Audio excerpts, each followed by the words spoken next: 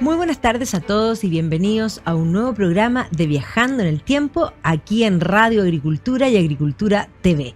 Y hoy no estoy con la Barbarita, tengo un invitado muy especial. Hoy día nos acompaña Cristian León, que es profesor del Laboratorio de Humanidades de la Universidad San Sebastián y profesor también de la Red Cultural hace mucho tiempo y un gran amigo. ¿Cómo estás, Cristian? Muy bien, Magdalena, ¿tú cómo estás? Bien, pues Regio, feliz de tenerte por aquí. Esto de que la Bárbara esté de vacaciones, encuentro que fabuloso, pues. Fabuloso que nos veamos, pues así que... Bueno, ya después se va a vengar porque también va a tener invitados y de hecho ha tenido invitados. Yo creo que soy la primera vez que tengo un invitado yo. No, vine antes.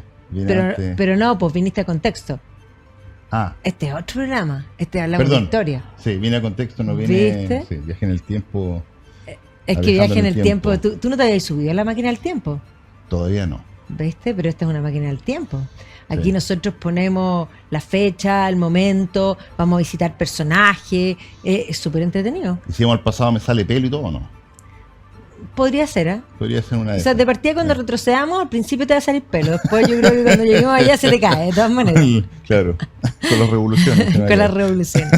Tú estás ahora en el Laboratorio de Humanidades de la Universidad San Sebastián. ¿Qué es lo que están haciendo ahí? Sí, en el Laboratorio de Humanidades estamos trabajando, mira, nosotros bajo el precepto de que los contenidos son los de siempre, no sé, porque la historia, las humanidades, la filosofía, qué sé yo, las artes, pero con métodos nuevos, viendo un poco lo que ha pasado en el tiempo con todo el tema de lo que es la innovación, ¿no es cierto? Sobre todo en la industria digital, ¿no es cierto? En la realidad aumentada, en lo que es el video, ¿no es cierto? Las clases asincrónicas, todo ese tipo de cosas, estamos trabajando un poco en eso, llevando un poco la vanguardia de lo que es los nuevos descubrimientos tecnológicos, las nuevas herramientas tecnológicas, pero aplicadas a las humanidades, lo cual pareciera una paradoja, pero la verdad es que ha sido súper interesante la experiencia. No, sí, bueno, nosotros estamos un poco en lo mismo, ahí somos como primos ahí con la red cultural que hacemos exactamente lo mismo, llevar la cultura a más personas. Y aquí, en esta máquina del tiempo, hacemos precisamente eso,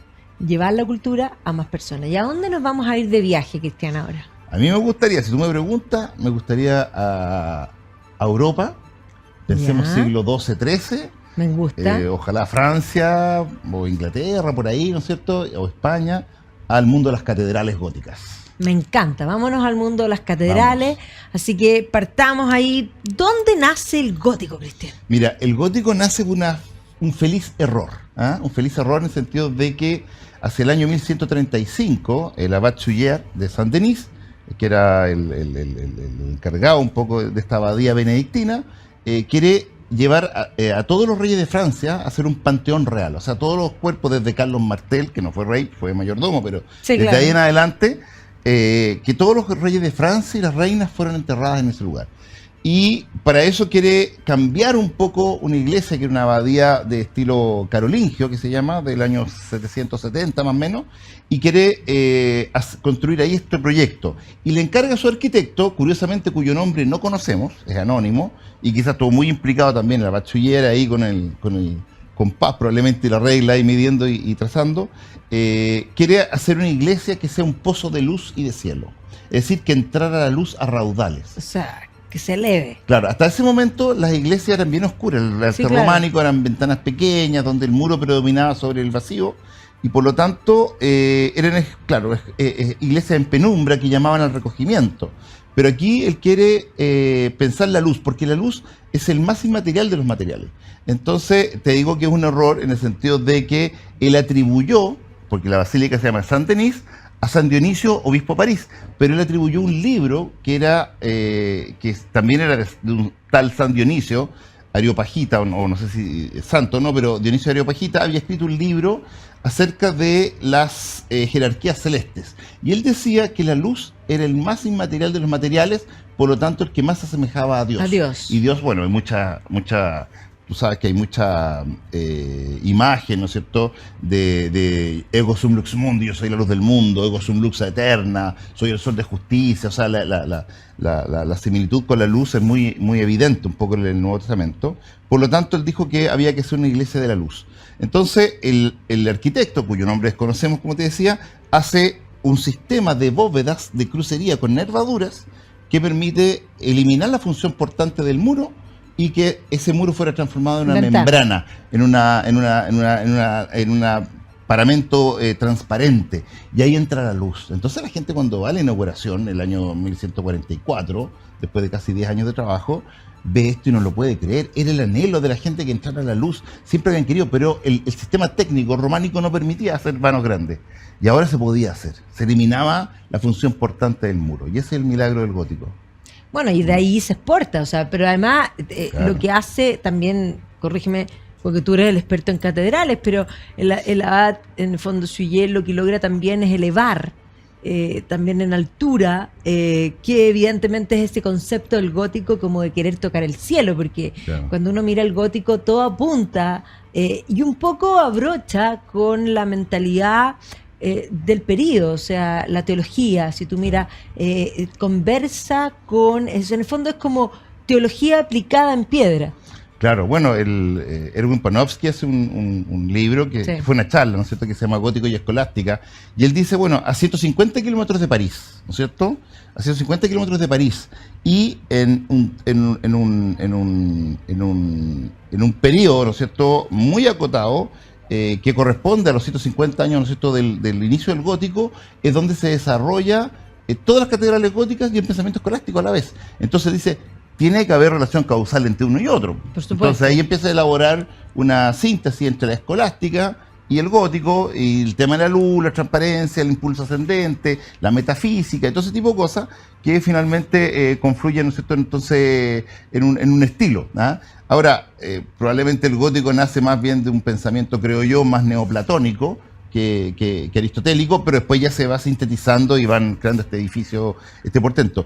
El abad Suyer todavía no eleva la iglesia porque él hace solamente el ábside, la primera Sí. parte, pero después los que siguen ya empiezan a elevarlo, claro, y eso permitió, como dices tú, que las iglesias, curiosamente, con menos material, pueden ser mucho más altas. Más alta. Bueno, Entonces, ahí claro, tal vez Chartres es el gran ejemplo, que a mi juicio sí, es claro, la... sí. O sea, no sé, a mí Lo me comparto, gusta, lo comparto. Lo que voy a sí, decir. me O gustan sea que- todas, pero sí. Chartres es... Sí, una cosa especial. Es un tema también de las vidrieras, porque, Sí. por ejemplo, tú hiciste la mención de si vamos a Francia, vamos a Inglaterra, las catedrales góticas británicas son realmente muy, muy bonitas. De hecho, la gente no tiene en la retina el gótico inglés, y muy distintas unas de otras, o sea, tienen una impronta de marcar la diferencia de 3 torres, sin torres, con la torre central, en fin, son, digamos, de fisonomía muy distinta y muy diversa, mucho más que la francesa, pero no tienen vitrales, po. Y no tienen vitrales porque eso fue culpa principalmente Oliver Cromwell y digamos todos esos grupos, y por lo tanto cuando tienen vitrales de colores son vitrales del siglo XIX, del neogótico, que se caracteriza por la imagen grande, Claro. que son muy bonitos. Hay unos incluso de Edward Burne-Jones, si uno va, sí, que son del Art and Craft, bellísimo. Pero Chartres tiene los vitrales originales de formato pequeño, contando una historia que además uno entra y ese color, o sea, bueno, una vez Vittorio Girolamo dijo una alegoría, no sé si tú la compartes, pero yo creo que explica mucho. Explicó que los germanos habitaban en el bosque, y el bosque tiene árboles en el fondo, Sí. tronco, y los bosques, si uno mira hacia arriba, entre las hojas entra Filtro. la luz, Claro. y que el gótico básicamente había querido emular el bosque, pero desde la piedra. Me encanta. Sí, pues yo digo que la catedral gótica es la síntesis del bosque, la caverna y la montaña. Ya. Esos 3 elementos, porque si tú ves, por ejemplo, vamos uno por uno, Ya. la caverna. Cuando tú entras, hay las portadas góticas tienen una serie de círculos concéntricos que Sí. se llaman archivoltas, que en este caso están apuntados, que nos parece como la entrada a una caverna cuando tú ves las estalactitas, estalagmitas, ¿no es Sí, cierto? Cuando entras en sí. eso. Después el espacio adentro es un espacio bovedado, que es el espacio de una caverna. De hecho, los sacerdotes cuando rezan juntan las manos y las ponen así, que recrean el espacio gótico, ¿no es cierto?, en el interior. Y es un espacio que tú ves las nervaduras y todas esas cosas, bueno, y te recrea la caverna. Después tienes, te dije, bueno, y la caverna también se replica en las grutas abajo, ¿no es cierto?, en lo que es la cripta, que Sí. también recrea este espacio que es subterráneo, qué sé yo, ¿no es cierto?, como de la caverna, donde están enterrados, ¿no es cierto?, los principales personajes de la época. Y después tienes el árbol, que un poco lo que decía don Vittorio, que el fuste y los pilares fasciculados que se van, o acantonados que se van juntando cuando llegan las nervaduras, van armando como un tronco que después se abre en estos arcos que son como los ramajes, ¿no es cierto? Y las nervaduras, y te genera, si tú vas por detrás del ábside, ¿no es cierto?, de la iglesia, por el deambulatorio y todas estas cosas, tú te figuras, y con la luz de los vitrales que se va filtrando, como dices tú, va generando como esta idea del bosque que tú estás entrando. Acuérdate que los primeros bosques fueron sagrados, los árboles son sagrados en las culturas antiguas. Pensemos en los druidas, nosotros con las encinas, claro, los celtas, pensemos acá los mapuches con el canelo, nosotros pensemos los mayas con las ceibas, nosotros siempre el árbol es un árbol sagrado y el bosque es sagrado. De hecho, la palabra druida significa el que sabe leer los secretos de la encina. O sea, tiene toda una cosa bien interesante. Dijimos el árbol, la caverna y la montaña. El aspecto exterior, ¿no es cierto?, de las catedrales, con sus arbotantes, con sus techos inclinados, ¿no es cierto?, toda esta cosa, va generando las agujas y toda esta cosa, va generando también la idea de la montaña. La montaña, en la teología, es el lugar de la ley del Antiguo Testamento, las tablas de la ley de Monte Sinaí y el sermón de la montaña de Cristo, ¿no es cierto? Entonces, la idea de la montaña es bastante recurrente en toda la iconografía cristiana, así que esa síntesis es bien verdadera y bien bonita, digamos. Me encanta. Sí. Ahora, tú trabajaste, bueno, has trabajado el gótico en general, pero en particular el gótico en Francia. Bueno, ahí nace el gótico. Ese recorrido de las catedrales, porque hace rato nosotros en la Red Cultural te hemos pedido que organices un viaje para que vayamos a recorrer, no solo a recorrer, sino que a leer, porque yo creo que esto que estoy diciendo, las catedrales se leen. Y bien, no solo se lee el conjunto de códigos que constituyen palabras, las letras, digámoslo así, sino que las imágenes también hablan y tienen un código que hoy día mucha gente no sabe interpretar, pero que la gente del pasado sí lo sabía. O sea, cuando nosotros decimos injustamente que la gente en el pasado, pensemos en la Edad Media, periodo de las catedrales, la gente no sabía leer y escribir, ¿de acuerdo? No sabía decodificar lo que nosotros llamamos escritura, pero sin embargo sabía leer imágenes que tenían un simbolismo y una profundidad mucho mayor que lo que podría tener una página de texto también. Claro. Bueno, y tres cualidades, no hay que entender de que sean analfabetos, porque uno de cada 1000 más o menos sabía leer en esa época. Sí, claro. No hay que comparado con uno de 10 de cada 100 en el Renacimiento, digamos, para ponerlo en sí, contexto, en proporción. ¿no? En proporción. Sobre todo por la claro, reforma y la ley de interpretación de la escritura. El imprenta y toda la cosa, claro. Sí. Pero tienen 3 capacidades que nosotros no tenemos hoy día. 3 capacidades que son importantes. Primero, la mnemotécnica o la mnemónica, la memoria. Es decir, ellos eran capaces de almacenar una cantidad de datos, ¿no es cierto?, porque como no tenía escritura, su cerebro está muy adiestrado en eso. Ya, y ahí es bien importante un poco para que la gente dimensione. Nosotros también teníamos algo de mnemotecnia antes y lo perdimos totalmente. Y lo perdimos porque, piensa tú cuando eres chico, ¿cuántos teléfonos te sabías? Un montón, un montón. Desde el celular en adelante, hoy ¿cuántos te sabías? Ni el de mi señora me lo sé. Ya, por eso, entonces, básicamente cuando tú tienes, y ahí es divertido porque el ser humano se da cuenta de esto muy temprano, en el Fedro, Platón escribe esta historia donde está este concurso de los dioses que tienen que inventar algo. Entonces el primero, y se lo tienen que presentar a Zeus, entonces el primero le trae el fuego. Y entonces le dice, ¿de qué se trata esto? Y el dios explica, se trata de esto. Y entonces Zeus mira y dice, ya. El segundo, no me acuerdo exactamente qué le trae, pero ponte tú que le trae la rueda, ¿ya? Y entonces dice, ¿de qué se trata? Y el tercero le dice, yo le traigo el mejor invento. ¿Qué trae? Le dice Zeus. Inventé la escritura. Y le empieza a explicar de qué es lo que se trata. Y Zeus lo para y le dice, esto es el peor invento que he escuchado. Entonces uno dice, pero ¿cómo va a ser el peor invento? Entonces le dice, con esto vendrá el olvido.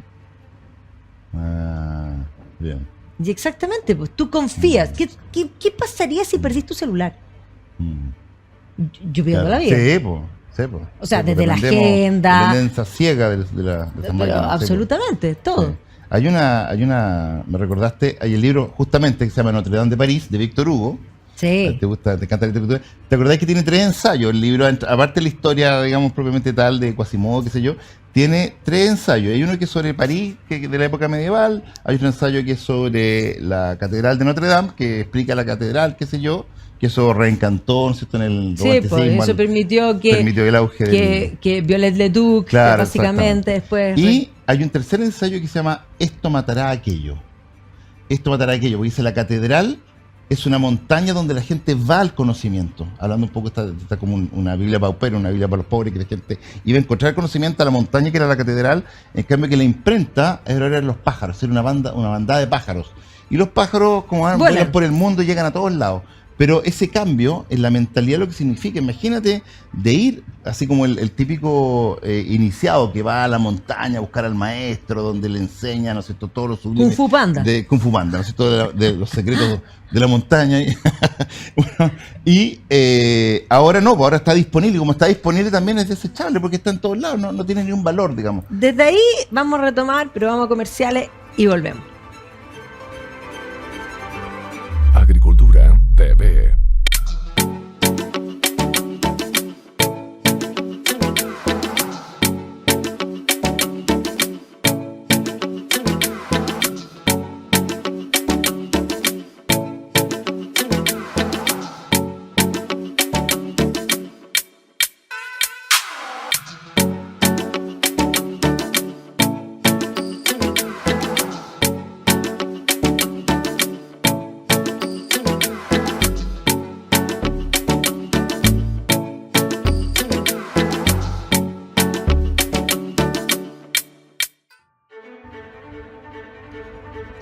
Y estamos de vuelta aquí en Viajando en el Tiempo, hablando con Cristian León de catedrales y mucho más, porque estamos hablando del conocimiento, de cómo básicamente la cultura oral es una cultura que parece que tiene, bueno, sin duda tiene menos herramientas, porque la lectoescritura es una herramienta, pero por lo mismo, para suplir esa falta de herramienta y no poder olvidar, tiene muchas técnicas que le permiten recordar y por lo tanto atesora de un modo más vívico, podríamos decir, sí, el conocimiento, es claro, parte de su ser. Exactamente. Eran tres cualidades que tenían. Uno, la memoria, que ya lo dijimos.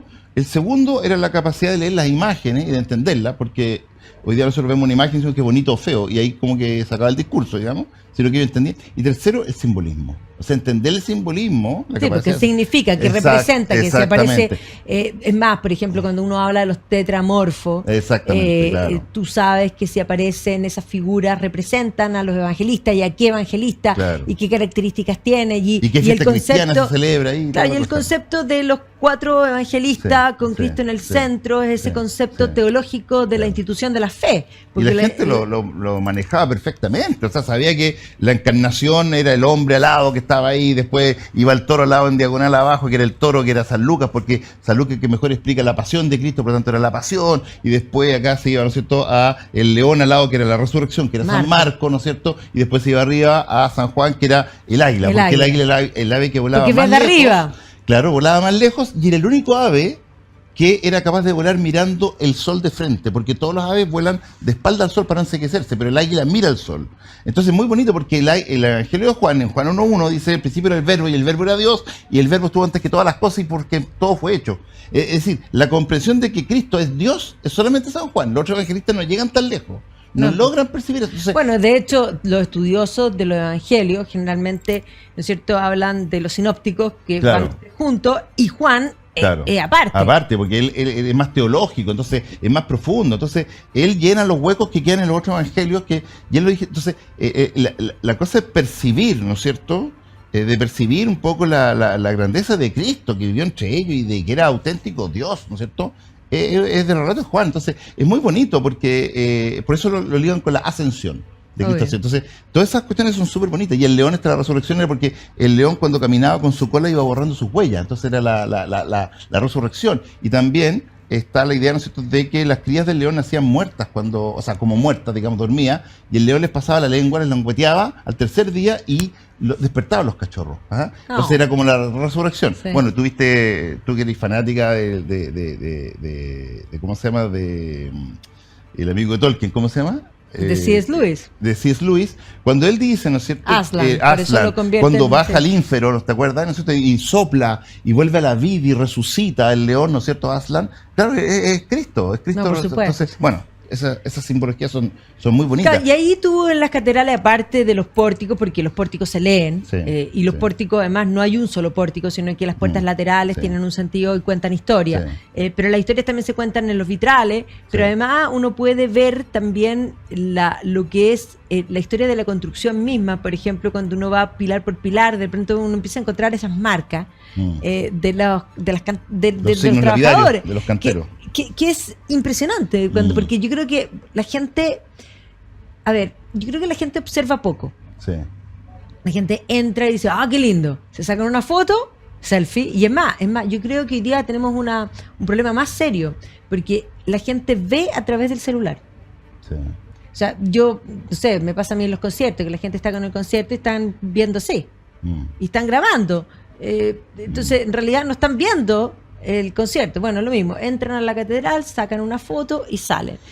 Pero hay tanto secreto, tanto detalle, tanta historia, que el edificio mismo la va contando, que Sí. es impresionante. Bueno, lo que hay que apropiarse un poco de los códigos para poder interpretar, porque si uno Por conoce supuesto. los códigos no interpreta el lenguaje. No lo ves. Claro, entonces, uno no sabría, por ejemplo, que la fachada norte de la iglesia, que está siempre en sombra, es el lugar del Antiguo Testamento, porque todo lo que ahora está velado, va a ser revelado por Cristo cuando Él llegue. Entonces Entonces está ahí la está el espera. azul, ahí está la luz.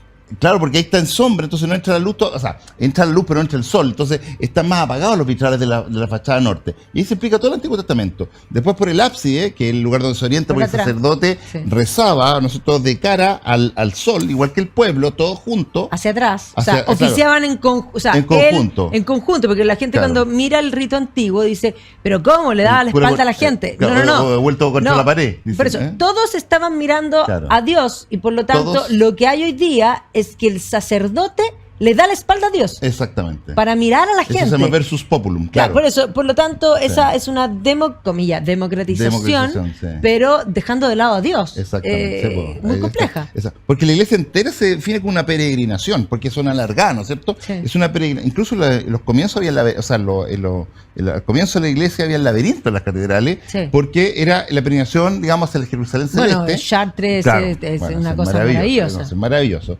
Y podemos decir que la iglesia se plantea como una peregrinación que sale del pueblo de Dios, que sale al encuentro de Cristo que retorna. Porque Él prometió, según el Apocalipsis, retornar como el sol del oriente, o como la luz del oriente. Entonces el sacerdote con la parucía. comunidad sale, la parucía. El sacerdote con la comunidad sale al encuentro de Cristo que retorna, que prometió retornar, ¿no es cierto?, la segunda venida. Entonces por eso los vitrales, la luz, imagínate en la mañana, entra la luz, el sacerdote levanta la hostia, de una cuestión se llena la luz de luz. Entonces es una cosa que es realmente maravillosa. Entonces ahí estaba todo en ese ábside, estaba todas las imágenes de el nacimiento de Cristo, de la encarnación, de la visitación, el nacimiento de Cristo, estaba todo eso. Después en el lado sur, que es el sol del mediodía, que atraviesa todo el día, ilumina todo el día la iglesia, está la vida de Cristo, todo lo que es el ministerio apostólico de Cristo, desde la tentación del desierto hasta la crucifixión. Y después, en la fachada occidental, está la gloria, Claro, el juicio la final. resurrección. Es decir, claro, el retorno de Cristo, ¿no es cierto? Entonces, hay todo un programa teológico, y eso lo acompaña también no solamente los vitrales, sino también las esculturas de las portadas respectivas. Por lo tanto, todo eso estaba en función de una catequesis. Por eso las catedrales eran una auténtica Biblia pauperum, es decir, una Biblia para los pobres, escrita en piedra y cristal. ¿No? Eso No. era maravilloso. Y además, maravilloso. bella, Sí, pues vaya, bueno, hoy día de una belleza sublime. sí, ese arte, lamentablemente, un arte sagrado. No, ya eso súmale, Sí. porque este es el edificio. Entonces, estábamos hablando de la peregrinación, Mm. en el fondo hacia Dios, pero ahora súmale el rito, porque Claro. el rito implica, primero, una experiencia sensorial, y por eso los sentidos tienen que prepararse a un misterio que va más allá. Por lo tanto, lo que es primero es el olfato, a través del Bien. incienso se eleva y deja esta tierra. Y los oídos, con la música sacra, también se elevan. Y cuando ya tienes sensorialmente el cuerpo elevado, llega el misterio. Sí. Ya, hoy día, la cultura que hoy día prima es una cultura que nos ha cortado la trascendencia, que nos ha cortado las alas, y que básicamente nos establece, nos entierra literalmente en el barro. Y por lo tanto, no hay nada sensorial que te permita atisbar un misterio superior. O sea, incluso hoy día no es que no haya misa, no es que haya oficio, pero es todo terrenal. Sí, yo creo que la parte mistagógica o mistérica o mística de la iglesia se perdió un poco.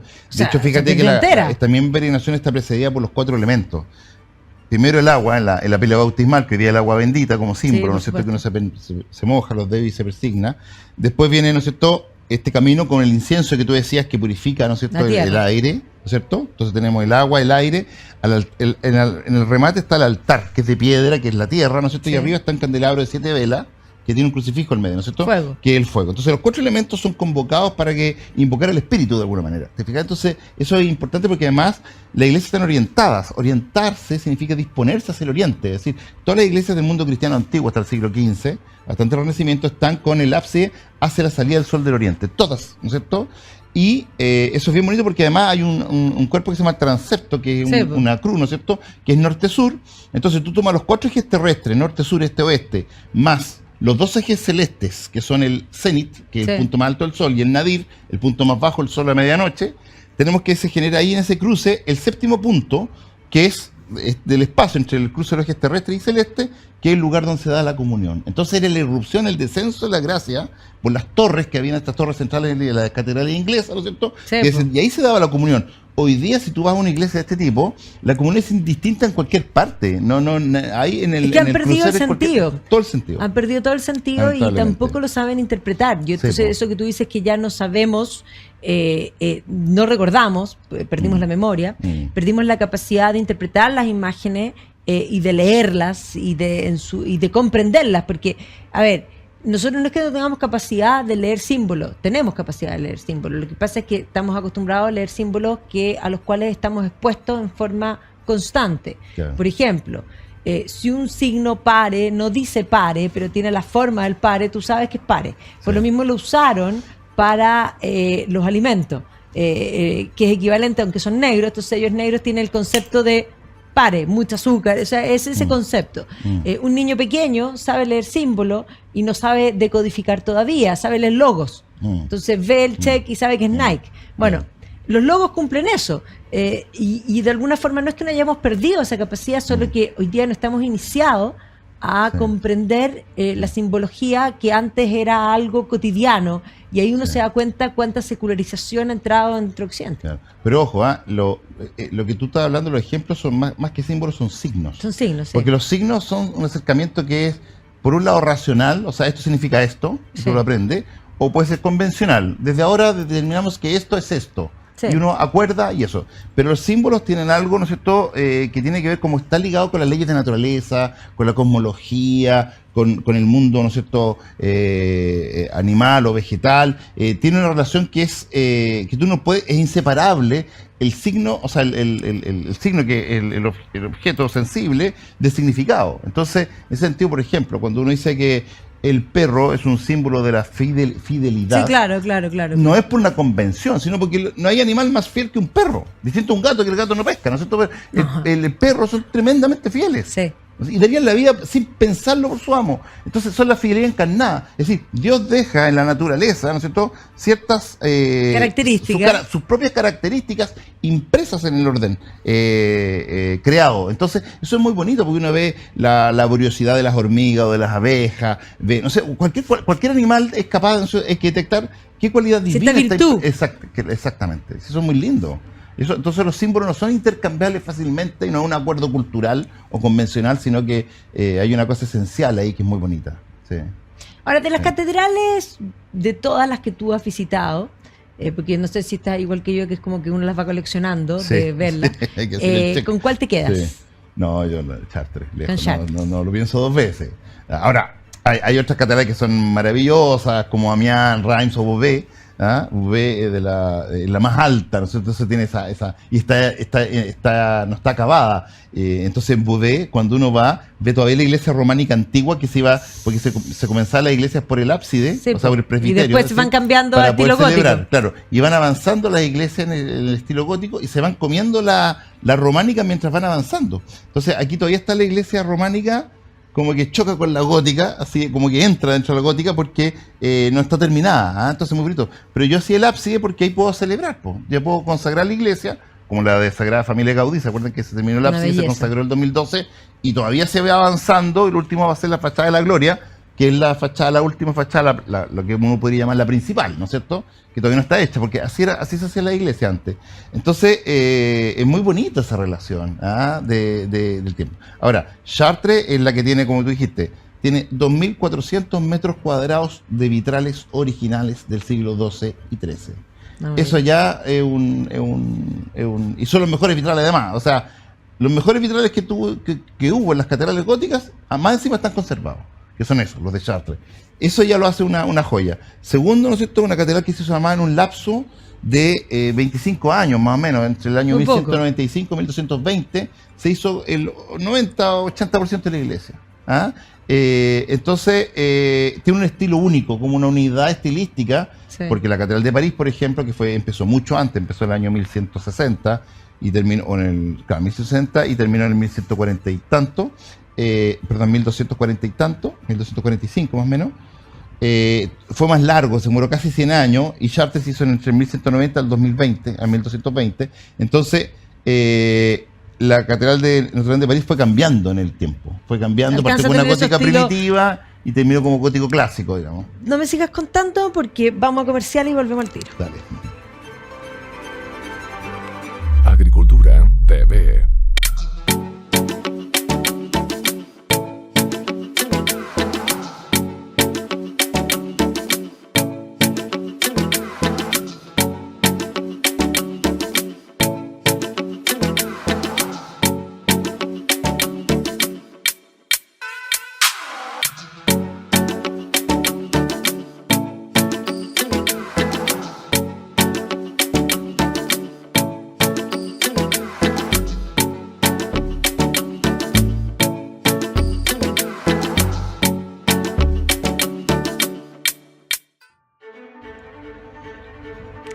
Y estamos de vuelta aquí en Viajando en el Tiempo, hablando con Cristian León de catedrales. Veamos los distintos estilos. O sea, tú me comentabas que Chartres se hizo en poco tiempo y tiene un estilo, podríamos decir, más unificado en relación a, por ejemplo, Notre Dame de París, que efectivamente, como se extiende en el tiempo, van cambiando las modas y eso implica que se vaya ajustando y se vayan incorporando cosas nuevas. Y si eso lo llevamos a, no sé, pensemos en las catedrales españolas, que se van incorporando en el tiempo y que el barroco penetra y que, no sé, a mí me perturba, ¿a ti no? Sí, me perturba. Yo creo que los españoles no entendieron el gótico porque además lo cortaron en su interior. Yo creo que es porque la gente en España, por concepto, no le gusta digamos, mezclarse. No entienden el concepto de la peregrinación todos juntos, sino que buscan separados. Me choca el gótico español. A mí esa fue la parte de... Imagínate que yo se metí su doctoral en España, en Sevilla, donde está la catedral gótica más grande del mundo. La tercera, bella pero gótica, cortada. La tercera gótica iglesia, o sea, la tercera iglesia de la cristiandad, después de San Pedro y San Pablo de Londres, San Pedro de Roma, es esta en tamaño. Y claro, mi tesis fue básicamente, hay un problema aquí de lenguaje, parece que no entendieron el gótico. ¿No lo entendieron? Claro, porque, claro, empezaron a poner los coros, ¿no es cierto?, que eran los canónigos que cantaban en la catedral. Se pasó de un proceso de pasar, podríamos llamarlo de clericalización, de que pasó de ser la catedral de todos, a la de algunos, a la catedral del señor obispo y sus cuerpos de canónigos. Entonces se pusieron los coros en las naves y entonces uno llega y la catedral más grande del mundo, que estaba hecha para que cupiera toda la ciudad dentro de la catedral, viendo y escuchando misa, resulta que hoy día si tú vas a la catedral, yo fui a misa y conté las personas que podían ver misa y eran 250 personas, a 300 personas. Perdón, 250 en Toledo y 300 o 350 en Sevilla. Lo cual es la contradicción misma de lo que es, claro, todo lo que es el trabajo interior, ¿no es cierto?, de la nave extendida. Claro, uno el espacio arquitectónico y otro el acondicionamiento del templo. Y el acondicionamiento del templo con todo, ¿no es cierto?, desde los órganos, los confesionarios, los coros, el altar mayor cerrado con canceles y toda esta cosa, al final, claro, todo lo que era la luz al oriente y estos grandes retablos que me faltó gigantescos que llegan hasta tremendo, ya que además ya no, la luz del oriente ya no, y con no un existe. ornamento principalmente barroco. Pensemos en Toledo, el traslúcido es precioso, pero es precioso en otro lugar, puesto ahí a mí me perturba, me pone mal genio. Sí. Entonces no puedo, Sí. o sea, yo sé que artísticamente Sí, exacto. es una cosa fantástica en sí misma, pero puesto donde está, Exacto. me da rabia. Sí, po. Bueno, es que es súper bien lo que tú decís, ¿no es cierto?, intuitivamente, porque no estamos discutiendo la belleza que es incontrarrestable, ¿no es cierto?, indiscutible de los objetos, ¿no es cierto?, litúrgicos que hay al interior del templo. Lo que estamos discutiendo, ¿no es cierto?, es la conveniencia o la adecuación, ¿no es cierto?, al espacio que lograron entender, ¿no es cierto?, el hombre gótico, entendió un montón de cosas para que después las épocas que siguieron, ¿no es cierto?, y eso tiene que ver probablemente con la transición de que la importancia era en el más allá, ahora la importancia está como en el más acá, ¿no es cierto?, en las cosas materiales, los bienes, en el derroche, ¿no es cierto?, en toda esa cosa que apela a lo sensible del ser humano y no a lo inteligible necesariamente. Y ahí es donde se produce un problema en la percepción del espacio. Yo creo que esa experiencia que tú tienes es muy importante porque la gente no la acusa muchas veces, ¿ah? No todas se dan cuenta, dicen, porque quedan subyugados ante la belleza, que obviamente es innegable, pero si tú dices respecto a la función que tenía este espacio litúrgico, que era acoger a toda la ciudad, a todo el pueblo de Dios, ¿no es cierto?, en esa catedral, para los grandes actos litúrgicos, hoy día no existe, no puede ser, digamos, no es posible porque la gente no ve nada, no tiene una relación con el altar, no aprecia nada, entonces es una contradicción en sí misma el espacio español, el gótico español, que se llama el modo español. ¿Ah? El modo español, porque Sí. si tú piensas, bueno, el francés está claro, el inglés tiene la misma idea del francés con sus mismidades, pero también tiene el espacio.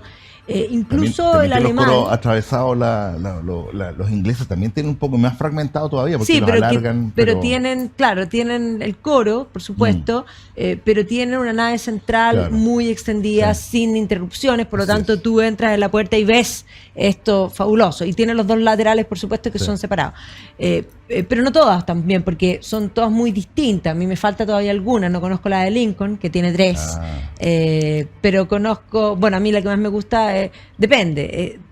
Yo creo que cada una tiene cosas particulares. Sí. O sea, si tú dices, los vitrales de Chartres, tal vez uno podría decir el color y el exterior, porque lo que se da en Francia, además, el gótico tardío se va a dar, en el fondo, un gótico florido que llega a ser encaje en piedra.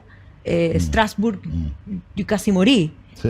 Frente a... Sí. Porque además el color es rosado. Sí. Entonces es una cosa que uno dice... Tiene como doble pantalla. Claro, doble muro, tiene así como... Y sí. además el trabajo exterior, no sé si tanto el interior, pero el exterior es realmente asombroso. Sí. El claustro mejor, a mi juicio, de los que conozco, es la de Gloucester, que es también un gótico florido, donde se graban muchas películas. Las películas del siglo XVI, no sé, Isabel I está en el palacio y en verdad es el claustro de Gloucester. Sí. Sí, lo que pasa es que ese estilo es muy llamativo porque aquí hay mucha imaginación, vaporosa prácticamente, ¿no es cierto?, y mucho alarde técnico para hacer estas cosas. Ahora ya no es claro, los franceses son mucho más recatados en el sentido de los primeros, el gótico clásico, de que hay una relación entre la función y el material, digamos, que es innegable, con las bóvedas de crucería, que pero después empiezan a aparecer las inglesas, que miles de tracería, ¿no es cierto?, las bóvedas, que entonces ya hay unas cosas que son prácticamente decorativas. De hecho, hay un estilo gótico que se llama el decorative style, ¿no es cierto?, como el estilo decorativo, porque ya excede toda función, sino que es mucho más como la imaginación volando simplemente. Ahí hay para todos los gustos. El francés se divide en 4 estilos. Hay un gótico primitivo, un gótico clásico, después está el gótico radiante o rayonnant, y el gótico flamígero o flamboyant, porque tiene estas formas de llama, ¿no es cierto? Pero son, claro, en el tiempo va pasando un poco eso en el gótico. Pero también tiene que ver con el momento en que se construyen las catedrales, porque el siglo XIII es un momento de eclosión de las ciudades, que podríamos decir también es un periodo de un cierto auge económico, que evidentemente se manifiesta en lo más importante, teniendo en cuenta que en la visión de mundo Dios era lo más importante, y por lo tanto esta catedral puede surgir con muchos recursos. Ahora, también tiene que ver con estilo, porque estábamos hablando, no sé, yo mencioné Alemania, Colonia, pero Alemania, el Sacro Imperio, mantiene el románico por más tiempo. Más tiempo, sí. Y entonces, Bien, y es curioso. un románico distinto porque no es el románico No. primitivo, No. oscuro, sino que es un románico. Yo acabo de estar en Maastricht y uno dice, pero oh my, o sea, no Sí, puede ser, o sí. sea, extraordinario. Sí. Tal vez para marcar esa diferencia, yo creo que es la competencia política. Mira, lo que pasa es que hay un libro bien interesante de Wilhelm Borringer, o Guillermo Borringer, que se llama La esencia del estilo gótico, y dice que el hombre nórdico, está hablando del hombre alemán, ¿no es cierto? Sí, sí, Incluso, y requiere del como vikingo más- también. Pero el hombre nórdico dice, es un hombre que se caracteriza por las grandes realizaciones y por un espíritu de elevación, ¿no es cierto?, súper grande, y que en el románico ya esté presente, dice, el ímpetu gótico. Por eso esta Sí, cosa que tú notaste de las románicas, que son altas, intentan hacer ventanas más grandes, ¿no es cierto?, son más iluminadas, llenos de torres que jalonan un poco las naves. Todo ese ascenso que ya tiene el románico, era como que el gótico estaba implícito todavía en el románico, aunque todavía no podía desarrollarse del todo. Pero ellos, como también llega como, es un estilo que ellos reciben, llega más tardío. Entonces tú veis en 1250, Sí. cuando ya las góticas están pero en on fire, o sea, hay 80 catedrales góticas en Francia, en Alemania están recién empezando. Entonces llega un poquito más tardío, desplazado, pero es interesante notar eso, que el impulso gótico, la voluntad goticista de forma que se llama, ya está implícita, ¿no es cierto?, en el románico alemán. Y por eso esa forma es tan curiosa.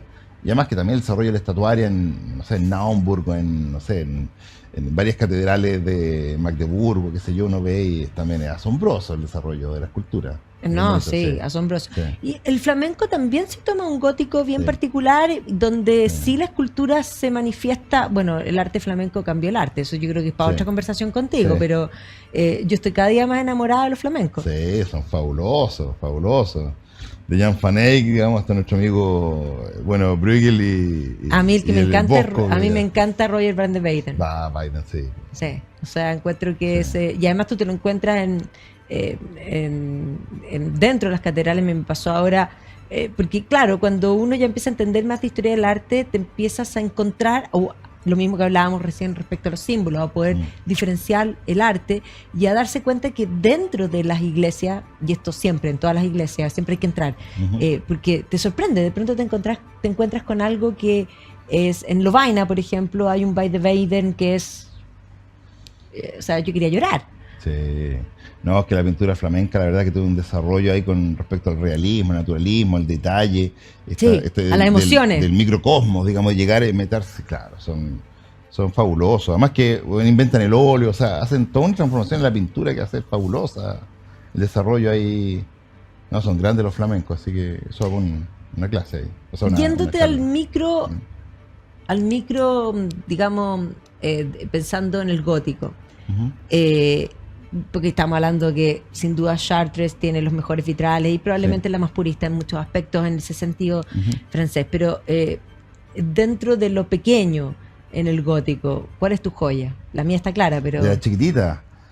Bueno, la chiquitita, la Sainte-Chapelle, yo creo que es como Sí, la... ya. Estamos de acuerdo, estamos Ya, de acuerdo. Es que la Sainte-Chapelle, podemos decir que lleva el concepto gótico al paroxismo, en el sentido que ya no existe el muro desapareció, Sí. porque antes todavía hay un poco de muro en las iglesias, aunque no Es tenga como si función. fuese un poquito así como, voy a decir una estupidez, pero que va como un Winter Garden, Sí. pero o sea, es como Sí. un invernadero Sí, de sí, vitró, sí. pero en piedra. Sí, O sea, sí, pero ese sí. concepto No, es súper que adelantado. impresionante, porque ya el tema de la luz, y además que los programas iconográficos también están súper ordenaditos, súper Antiguo Testamento, no tanto.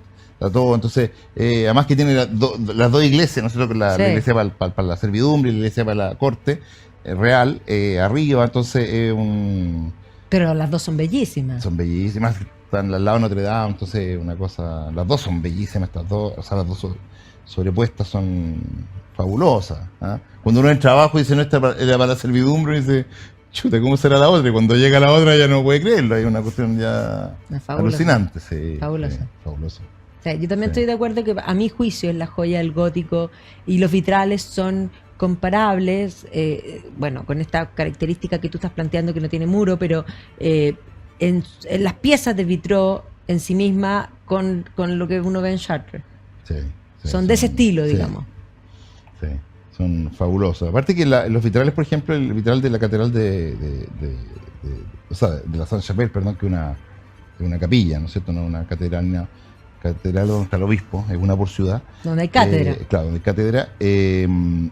Los vitrales de las naves laterales, o de la Sainte-Chapelle entera, están hechos por cuadritos pequeñitos que van contando una historia, ¿no? Tiene una función pedagógica. Sí. Pero los de la nave central, que son más grandes, que son como los ingleses que tú decís, que están más arriba, o los rosetones incluso, que son más complejos, que están muy altos, que uno no alcanza, uno ve que hay figuras, pero no interesa como que el que mire aprenda algo de la fe mirando esos rosetones. Son ornamentales.